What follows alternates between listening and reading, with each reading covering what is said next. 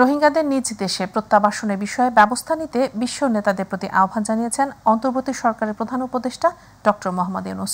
তিনি বলেন, বাংলাদেশ তার সর্বোচ্চ সীমায় পৌঁছেছে এবং রোহিঙ্গা প্রত্যাবাসনই সংকট সমাধানের টেকসই সমাধান। রোহিঙ্গা সংকট নিয়ে জাতিসংঘ সদর দপ্তরে উচ্চ পর্যায়ের কর্মকর্তাদের সঙ্গে অনুষ্ঠিত বৈঠকে তিনি আহ্বান জানান। নিউ ইয়র্কে মার্কিন প্রেসিডেন্ট জো বাইডেন সহ বিভিন্ন দেশের রাষ্ট্র ও সরকার প্রধানদের সঙ্গে বৈঠক ও কয়েকটি ইভেন্টেও যোগ দেন ডক্টর ইউনূস। আতিকুর রহমান তিতাসের রিপোর্ট।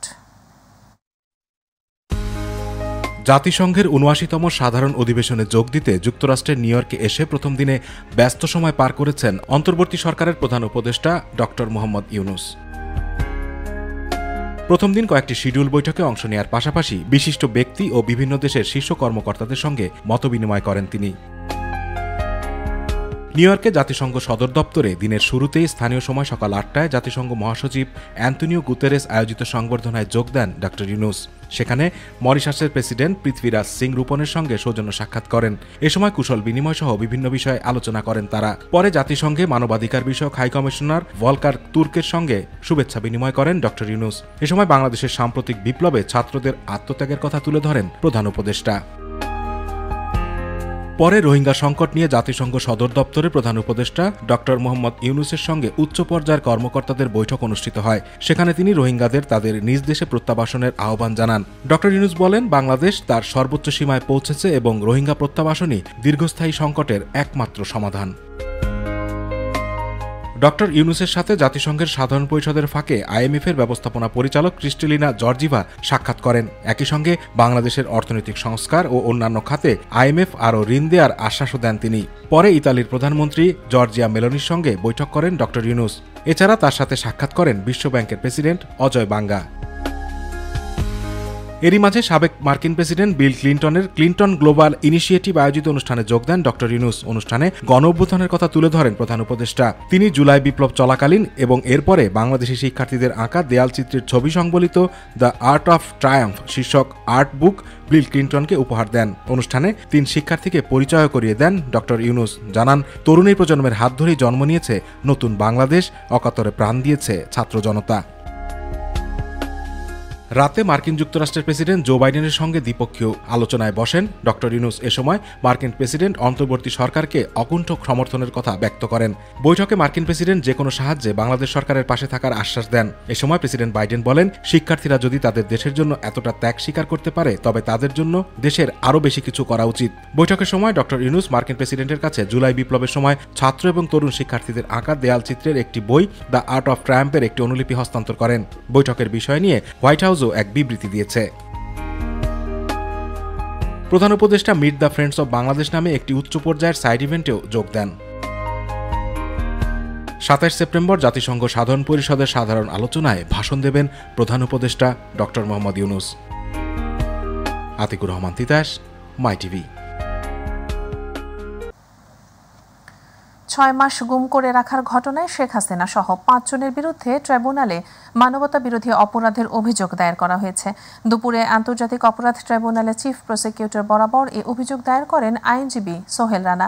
আসামিরা হলেন সাবেক প্রধানমন্ত্রী শেখ হাসিনা, সাবেক স্বরাষ্ট্রমন্ত্রী আসাদুজ্জামান খান, সাবেক আইনমন্ত্রী আনিসুল হক, সাবেক আইজিপি AKM শহীদুল হক, র্যাবের সাবেক মহাপরিচালক বেনজির আহমেদ ও র্যাবের ২০ থেকে ২৫ জন অজ্ঞাত সদস্য।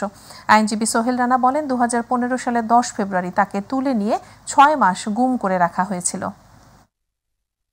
আমি বললাম, আপনি রিমান্ডের জন্য করেন, বলছে যে না, রিমান্ড তো অনেকেই নিচ্ছে, আমরা না নিলে নয়। আমি বলছি, আমার মামলায় অবশ্যই আমি যখন গুম ছিলাম আমার ফ্যামিলি গিয়েছেন, তখন আইজি সাহেবের কাছে উনি কোনো পাত্তাই দেননি। তো অবশ্যই উনি অবগত, উনি দায়িত্ব এড়াতে পারে না। তো আমি অবশ্যই তার রিমান্ডে, তার কাছে অনেক ইনফরমেশন রয়েছে, সে তো অনেক কিছু জানে। তারপর আমি তাদেরকে বলি যে আপনারা রিমান্ড চান, ও বলে যে না, তাহলে ঊর্ধ্বতন কর্তৃপক্ষের সাথে কথা বলতে হবে। তখন আমি আসলে বুঝেই ফেললাম, হতাশ হলাম যে আমি আসলে এখানে ন্যায় বিচার আমি পাবো না। সাবেক সংসদ সদস্য ও সাবেক শিল্পমন্ত্রী নুরুল মজিদ মাহমুদ হুমায়ুনকে গ্রেপ্তার করেছে র্যাব। ভোরে ঢাকার গুলশান থেকে তাকে গ্রেপ্তার করে র্যাবের একটি দল। গত 4 আগস্ট নরসিংদীর মাধবদী এলাকায় বৈষম্য বিরোধী ছাত্র আন্দোলন চলাকালীন ছাত্র জনতার উপর হামলা, আক্রমণ ও হত্যাকাণ্ডের অভিযোগে দায়ের করা মামলায় গ্রেপ্তার করা হয়। দুপুরে তাকে নরসিংদীর আদালতে তোলা হলে নুরুল মজিদ মাহমুদ হুমায়ুনকে কারাগারে পাঠানোর নির্দেশ দেওয়া হয়। আরও 2 মামলায় গ্রেপ্তার দেখানো হয়েছে সাবেক প্রধানমন্ত্রীর উপদেষ্টা সালমান এফ রহমান, সাবেক আইনমন্ত্রী আনিসুল হক, সাবেক সমাজ কল্যাণ মন্ত্রী দীপুমণি, সাবেক আইসিটি প্রতিমন্ত্রী জুনায়েদ আহমেদ পলককে। বৈষম্য বিরোধী ছাত্র জনতার আন্দোলন চলাকালে বাড্ডা থানা এলাকায় সোহাগ মিয়া ও হাফিজুল শিকদারকে গুলি করে হত্যার অভিযোগে আলাদা 2 মামলায় নতুনভাবে তাদের গ্রেপ্তার দেখানো হয়। সকাল 7টার দিকে কারাগার থেকে তাদের ঢাকার চিফ মেট্রোপলিটন ম্যাজিস্ট্রেট আদালতে হাজির করে পুলিশ। এ সময় মামলার তদন্তকারী কর্মকর্তা তাদের গ্রেফতার দেখানোর আবেদন করেন। সেই আবেদনটি মঞ্জুর করেন আদালত। তবে নির্দেশনার বিরুদ্ধে জামিন আবেদন করেন আসামিপক্ষের আইনজীবী। কিন্তু আবেদন না মঞ্জুর করে আসামিদের কারাগারে পাঠানোর আদেশ দেন আদালত। পলককে 2টি মামলায় এবং মোতাবেক বাবুকে 1টি মামলায় আজকে বিজ্ঞ আদালতে উপস্থাপিত করা হয়। 3টি মামলায় তদন্তকারী কর্মকর্তা তাদেরকে 3টি মামলায় শুনানি দেখানোর জন্য নিবেদন করেন। বিজ্ঞ আদালত আসামির অবস্থা এবং এজাহারনামী আসামি বিদায় এবং মামলার এজাহার এবং তদন্তকারী কর্মকর্তার দরখাস্ত পর্যালোচনা করে এই আসামিদের জড়িত থাকার বিষয়টি প্রাথমিকভাবে প্রমাণ হওয়ার কারণে তাদেরকে শুনানি দেখান এবং তাদেরকে জেল হাজতে প্রেরণ করেন। যারা বাংলাদেশকে 1 ইঞ্চিও ছাড় দেয় না তাদের প্রভু সুলভ আচরণ মেনে নেওয়া হবে না বলে মন্তব্য করেছেন বিএনপি সিনিয়র যুগ্ম মহাসচিব রুহুল কবির রিজভী। রাজধানী ডিআরইউতে আলোচনা সভায় তিনি একথা বলেন। অন্তর্বর্তী সরকারকে দ্রুত নির্বাচন ব্যবস্থার দিকে এগিয়ে যাবার আহ্বান জানান রিজভী। অন্যদিকে মানুষের মৌলিক অধিকার ফিরিয়ে দিতে হবে বলে মন্তব্য করেছেন বিএনপি স্থায়ী কমিটির সদস্য মঈন খান। এবং এই দেশের মানুষের মুক্তির আন্দোলনে গরু গাড়ি ছাড়া অনেক জায়গায় আমি দেখেছি, আপনি যদি 75-76 সাল পর্যন্ত বা 80 সাল পর্যন্ত কিন্তু জেলা শহরের সাথে অনেক থানা শহরে যাওয়ার যোগাযোগ ছিল মাটির রাস্তায় গরু গাড়িতে যাওয়া। কোথাও হয়তো কিছু কিছু হেরিং বোন মানে ইট ফেলে ফেলে রাস্তা হয়েছে, সেখানে হয়তো কোথাও কোথাও একটা বাস যেত সকালে, সেই বাসের টায়ারের চাকা বাস্ট হয়ে যেত, আবার রাস্তার মধ্যে সেই চাকা টায়ার ঠিক করে সেই গাড়িটা যেত, যেটা এখন আধা ঘন্টায় যাওয়া যায় সেটা সারাদিন লাগে। এই ছিল আমাদের তখন গ্রাম বাংলার পরিস্থিতি। তো সেখানে আধুনিক চিকিৎসা যাবে কি করে? পরিবেশ, বন ও জলবায়ু পরিবর্তন এবং পানি সম্পদ মন্ত্রণালয়ের উপদেষ্টা সৈয়দা রিজওয়ানা হাসান বলেছেন, পানির ন্যায্য হিস্যা নিশ্চিতে ভারতের সঙ্গে শিগগিরই বৈঠকে বসা হবে।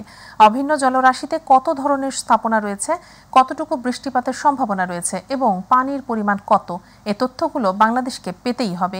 আন্তর্জাতিক নদীর ক্ষেত্রে কোনো দেশেরই এমন কথা বলার সুযোগ নেই যে এই নদী শুধু নির্দিষ্ট কোনো একটি দেশের। রাজধানীর পানি ভবনের সম্মেলন কক্ষে অভিন্ন নদীতে বাংলাদেশের ন্যায্য অধিকার বিষয়ক বিশেষ সেমিনারে প্রধান অতিথির বক্তব্যে তিনি এসব কথা বলেন। মানবিক কারণে আমরা আমাদের উজানের দেশগুলোর সাথে এই তথ্যগুলো পাওয়ার ব্যাপারে নেগোসিয়েশন বা আলাপ প্রক্রিয়া শুরু করে দেব। আর বাকি যে অভিন্ন জলরাশিগুলো আছে আমাদের নিজেদের জরুরি হয়ে পড়েছে, বিশেষ করে উপকূলীয় এলাকাতে, সেইগুলো রক্ষায় উজানের দেশগুলোর সাথে সমঝোতায় চলে আসা। আমরা আমাদের পানি ব্যবস্থাপনায় অগ্রাধিকার নির্ধারণ করতে পারবো এবং নিজস্ব পর্যায়ে কি কাজটা করলে পানির ক্ষেত্রে বিপর্যয়টা আমরা কমিয়ে আনতে পারবো সেটাও আমাদের কাছে স্পষ্ট হয়ে যাবে। সাগরে লঘুচাপের প্রভাব পড়েছে রাজধানী ঢাকা সহ দেশের বেশ কয়েকটি জেলায়। রাজধানীতে ভোর থেকে শুরু হওয়া গুড়ি গুড়ি বৃষ্টি মুষলধারে নামে সকাল 8:30টার পরই। এতে ভোগান্তিতে পড়েন স্কুল কলেজগামী শিক্ষার্থী ও অফিসগামী মানুষজন। মৌসুমী বায়ুর প্রভাবে আজ দিনভর থেমে থেমে বৃষ্টি হতে পারে বলে জানিয়েছিল আবহাওয়া অধিদপ্তর। এদিকে সাগরে সৃষ্টি হওয়া লঘুচাপের প্রভাবে ঝোড়ো হাওয়া সহ বৃষ্টিপাতের কারণে সমুদ্র বন্দরগুলোকে 3 নম্বর এবং নদী বন্দরে 1 নম্বর স্থানীয় সতর্ক সংকেত দেখাতে বলা হয়েছিল। এদিকে সকালের বৃষ্টিতে তাপমাত্রা কমে স্বস্তি এলেও ভোগান্তিতে পড়েছেন অফিসগামী সাধারণ মানুষ ও স্কুল কলেজের শিক্ষার্থীরা। যে বৃষ্টিপাতের যে ইয়েটা আমরা দেখছি, এই বৃষ্টিপাতটা আজকে সারাদিনে থাকবে কম বেশি এবং এটা আগামীকালকে পর্যন্ত থাকবে, অর্থাৎ কালকে পর্যন্ত থাকবে। কালকের পরে বৃষ্টিপাতের যে ইয়েটা আছে, এই বৃষ্টিপাতের প্রবণতাটা কমে আসবে। তবে বৃষ্টিপাত একেবারে বন্ধ হয়ে যাবে না বা থেমে যাবে না। বৃষ্টিপাতের এখন যে ভারী বৃষ্টি বা অতি ভারী বৃষ্টি হচ্ছে, সেই ইয়েটা প্রবণতাটা কমে আসবে, তবে বৃষ্টিপাত থাকবে। কক্সবাজারের চকরিয়ায় অভিযানের সময় ডাকাতের ছুরিকাঘাতে প্রাণ হারানো বাংলাদেশ সেনাবাহিনীর লেফটেন্যান্ট তানজিম সারোয়ার নির্জনের মরদেহ টাঙ্গাইলের বোয়ালি কবরস্থানে সামরিক মর্যাদায় দাফন করা হয়েছে। মঙ্গলবার বাদ আসর টাঙ্গাইল সদর উপজেলার বোয়ালি মাদ্রাসা মাঠে তার জানাজা সম্পন্ন হয়। জানাজা নামাজে ১৯ পদাতিক ডিভিশনের GOC Ghatail area commander major general Hussain Mohammad Masihur Rahman সহ সেনাবাহিনীর বিভিন্ন পদমর্যাদার কর্মকর্তা এবং মরহুমের আত্মীয়স্বজন এলাকাবাসীরা অংশ নেন। জানাজার আগের সেনাবাহিনীর পক্ষ থেকে মরহুমের প্রতি গার্ড অব অনার প্রদান করা হয়। এর আগে বিকেল 3:30টায় তরুণ এই সেনা কর্মকর্তার মরদেহ বহনকারী সেনাবাহিনীর একটি হেলিকপ্টার টাঙ্গাইল জেলা সদর হেলিপ্যাডে অবতরণ করে। সেনাবাহিনীর উচ্চ পদস্থ কর্মকর্তারা নির্জনের মরদেহ গ্রহণ করেন। এ সময় কান্নায় ভেঙে পড়েন স্বজনরা, শোকাচ্ছন্ন হয়ে পড়ে এলাকাবাসী।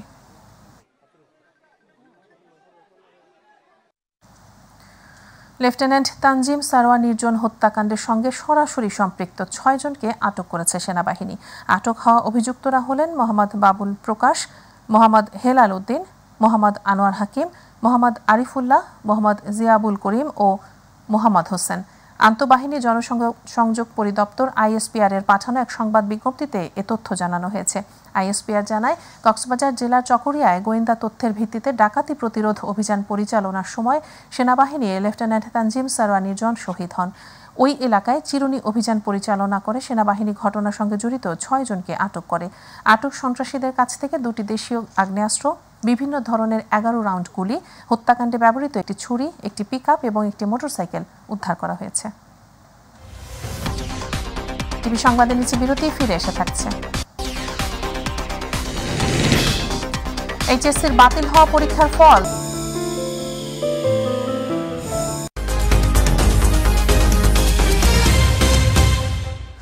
বিরতির পর আবারও স্বাগত, আপনারা দেখছেন মাই টিভি সংবাদ। চলতি বছর এইচএসসি ও সমমানের কিছু পরীক্ষা অনুষ্ঠিত হলেও আন্দোলনের কারণে কিছু পরীক্ষা বাতিল করা হয়। অনুষ্ঠিত পরীক্ষাগুলোর উত্তরপত্র মূল্যায়ন করে ফল তৈরি হবে বলে জানিয়েছে আন্তঃশিক্ষা বোর্ড। অন্যদিকে বাতিল হওয়া পরীক্ষাগুলোর ফল তৈরি করা হবে পরীক্ষার্থীদের এসএসসি বা সমমান পরীক্ষার ফলাফলের উপর ভিত্তি করে। অক্টোবরের মাঝামাঝি সময়ে পরীক্ষার ফলাফল প্রকাশ করা হবে। আজ আন্তঃশিক্ষা বোর্ডের সমন্বয়ক প্রফেসর তপন কুমার সরকার এসব তথ্য নিশ্চিত করেন। গত 30 জুন এইচএসসি ও সমমানের পরীক্ষা শুরু হয়। এতে পরীক্ষার্থী ছিলেন 14,50,790 জন। প্রথম দফায় প্রকাশিত রুটিন অনুযায়ী 8 দিন পরীক্ষা হওয়ার পর কোটা সংস্কার আন্দোলনকে ঘিরে সৃষ্ট পরিস্থিতিতে 18 জুলাই সব পরীক্ষা স্থগিত করা হয়। এরপর 3 দফায় পরীক্ষা স্থগিত হয়। মঙ্গলবার সকাল 8টা থেকে বুধবার সকাল 8টা পর্যন্ত একদিনে ডেঙ্গু আক্রান্ত হয়ে আরও 2 জনের মৃত্যু হয়েছে। একই সঙ্গে এই সময় ভাইরাসটিতে আক্রান্ত হয়ে হাসপাতালে ভর্তি হয়েছেন আরও 854 জন। বুধবার স্বাস্থ্য অধিদপ্তরে হেলথ ইমার্জেন্সি অপারেশন সেন্টার ও কন্ট্রোল রুম থেকে পাঠানো এক সংবাদ বিজ্ঞপ্তিতে এ তথ্য জানানো হয়েছে। এতে বলা হয়েছে, হাসপাতালে নতুন ভর্তিদের মধ্যে বরিশাল বিভাগে 55 জন, চট্টগ্রাম বিভাগে 98, ঢাকা বিভাগে 210, ঢাকা উত্তর সিটিতে 203, ঢাকা দক্ষিণ সিটিতে 152 এবং খুলনা বিভাগে 64 জন রয়েছেন। এছাড়া রাজশাহী বিভাগে 27 জন, ময়মনসিংহ বিভাগে 35 এবং রংপুর বিভাগে 10 জন হাসপাতালে ভর্তি হয়েছেন। হঠাৎ করে বান্দরবানে বেড়েছে ডেঙ্গু ও ম্যালেরিয়ার প্রকোপ। শহরের আশেপাশের এলাকাগুলোতে ডেঙ্গুর প্রভাব বিস্তারের পাশাপাশি দুর্গম উপজেলাগুলোতে দেখা দিয়েছে ম্যালেরিয়ার প্রাদুর্ভাব। ফলে এই দুটি রোগে আক্রান্ত হয়ে ছোট বড় সহ সকলেই ভর্তি হচ্ছেন হাসপাতালে। ডেঙ্গুর প্রকোপ বেড়ে যাওয়ায় আতঙ্কিত হয়ে উঠেছেন স্থানীয় বাসিন্দারা। প্রতিনিধি তুহিন হোসেনের রিপোর্ট, জানাচ্ছেন শামস্তাবেজ উচ্ছ্বাস। পার্বত্য জেলা বান্দরবনে হঠাৎ করে বেড়েছে ডেঙ্গু ও ম্যালেরিয়া রোগের প্রাদুর্ভাব। বেশ কয়েকটি এলাকা এরই মধ্যে ডেঙ্গু রোগের হটস্পটে পরিণত হয়েছে। বর্ষা মৌসুমে পাহাড়ি এলাকায় মশার উপদ্রব বেড়ে যাওয়া ও মশারি ব্যবহার না করায় বান্দরবনে দেখা দিয়েছে ডেঙ্গুর প্রকোপ। ফলে প্রতিদিনই ডেঙ্গু রোগের লক্ষণ নিয়ে হাসপাতালে ভর্তি হচ্ছেন সব বয়সী মানুষ। আমার বাচ্চা জ্বর অবস্থায় হাসপাতালে নিয়ে আসিছি, আসার পরে ডেঙ্গু পজিটিভ, এরপরে চিকিৎসা চলতেছে। প্রথমে বুঝতে পারিনি যে আমার ডেঙ্গু হয়েছে, পরে হাসপাতালে আসার পরে চিকিৎসা নেওয়ার পরে আজ 3 দিন আছি অসুস্থ, কিন্তু চিকিৎসা নেওয়ার পর সুস্থ হয়ে যাচ্ছে আস্তে আস্তে আর কি। এদিকে জেলা সদর হাসপাতাল সহ উপজেলা স্বাস্থ্য কমপ্লেক্সে রোগীর চাপ বাড়ায় চিকিৎসা দিতে হিমশিম খেতে হচ্ছে চিকিৎসকদের। আমাদের বান্দরবান সদর হাসপাতালে এখন ডেঙ্গু রোগীর খুব প্রকোপ বেড়ে গেছে এবং যে রোগীগুলো আসতেছে আমরা যথাসাধ্য চেষ্টা করতেছি, আমাদের সেবার মধ্যে যতটুকু সার্থক আমরা সেই সেবা দেওয়ার চেষ্টা করতেছি। ডেঙ্গু আক্রান্ত রোগীদের আতঙ্কিত না হয়ে হাসপাতালে চিকিৎসা নেওয়ার পাশাপাশি সচেতন হওয়ার পরামর্শ জেলা সিভিল সার্জনের। বর্তমানে বান্দরবানে ডেঙ্গু রোগের প্রকোপটা একটু বেশি সারা দেশের ন্যায়, কিন্তু আশাব্যঞ্জক কথা হলো ডেঙ্গু রোগের চিকিৎসার জন্য চিকিৎসা সামগ্রী, ওষুধপত্র, আমাদের স্বাস্থ্য সেবা কর্মী যারা আছে আমরা সদা প্রস্তুত এবং আমাদের যথেষ্ট পরিমাণে ওষুধপত্র আছে। এবছরের 1 জানুয়ারি থেকে এখন পর্যন্ত বান্দরবনে ডেঙ্গু জ্বরে চিকিৎসা নিয়েছেন 385 জন ও ম্যালেরিয়া রোগে 4905 জন। শামস তাবরিজ উচ্ছ্বাস, my TV news desk. Bangladesh federal সাংবাদিক ইউনিয়ন BFUJ সভাপতি সাংবাদিক রুহুল আমিন গাজীর জানাজা প্রেস ক্লাবে অনুষ্ঠিত হয়েছে। দুপুর 1:50 জাতীয় প্রেস ক্লাব মিলনায়তনে তার জানাজা অনুষ্ঠিত হয়। জানাজায় ইমামতি করেন জামায়াতে ইসলামীর আমির ডাক্তার শফিকুর রহমান। জানাজায় আরও অংশ নেন ডাক, টেলিযোগাযোগ ও তথ্য প্রযুক্তি মন্ত্রণালয়ের উপদেষ্টা নাহিদ ইসলাম, বিএনপি মহাসচিব মির্জা ফখরুল ইসলাম আলমগীর সহ বিশিষ্ট ব্যক্তিরা। মাহবুব সৈকতের রিপোর্ট। বুধবার দুপুরে জাতীয় প্রেস ক্লাবের প্রিয় প্রাঙ্গণে কফিন আসে বাংলাদেশ ফেডারেল সাংবাদিক ইউনিয়নের সভাপতি রুহুল আমিন গাজীর। সিনিয়র এই সাংবাদিকের জানাজায় অংশ নিতে আসেন তথ্য উপদেষ্টাও।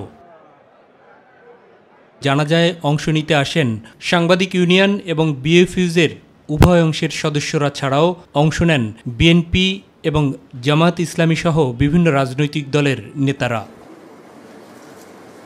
জানাজায় ইমামতি করেন জামায়াতের আমির ডাক্তার শফিকুর রহমান। পরে সাংবাদিক রুহুল আমিন গাজীর কফিনে শ্রদ্ধা জানান বিএনপি মহাসচিব মির্জা ফখরুল ইসলাম আলমগীর, তথ্য উপদেষ্টা নাহিদ ইসলাম, BFUJ এবং ডিউজের উভয় অংশের নেতারা ছাড়াও বিভিন্ন সামাজিক এবং সাংস্কৃতিক সংগঠনের প্রতিনিধিরা। এর আগে মরহুম রুহুল আমিন গাজীর জন্য দোয়া কামনা করেন জামায়াতের সেক্রেটারি জেনারেল অধ্যাপক মিয়া গোলাম পরওয়ার, বিএনপির স্থায়ী কমিটির সদস্য অধ্যাপক ডাক্তার AZM জাহিদ হোসেন এবং তার সন্তান। গণমাধ্যমের স্বাধীনতা এবং মত প্রকাশের স্বাধীনতার জন্য সবসময় আজীবন লড়াই করা জনাব রুহুল আমিন গাজীর যে শূন্যস্থান, এটি হয়তো কখনো পূরণ হবে না।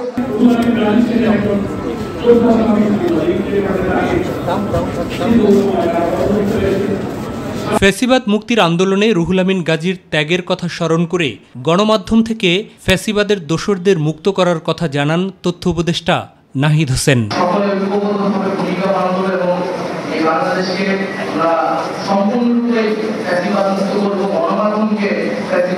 জাতীয় প্রেস ক্লাব এবং ঢাকা রিপোর্টার্স ইউনিটিতে জানাজা এবং শ্রদ্ধা নিবেদনের পরে রুহুল আমিন গাজীকে দাফনের জন্য নিয়ে যাওয়া হয় তার চাঁদপুরের গ্রামের বাড়ি। মঙ্গলবার রাতে রাজধানীর একটি হাসপাতালে চিকিৎসাধীন অবস্থায় মারা যান সাংবাদিক রুহুল আমিন গাজী।